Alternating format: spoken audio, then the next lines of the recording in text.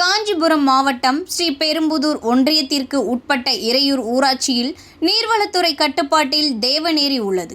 150 acre பரப்பளவில் உள்ள இந்த ஏரி மூலம் அப்பகுதியில் 200 ஏக்கருக்கு விளைநிலங்கள் பாசன வசதி பெறுகிறது. இந்த நிலையில் ஏரி கடந்த பல ஆண்டுகளாக தூர்வாரப்படாமல் பராமரிப்பின்றி இருந்து வருகிறது.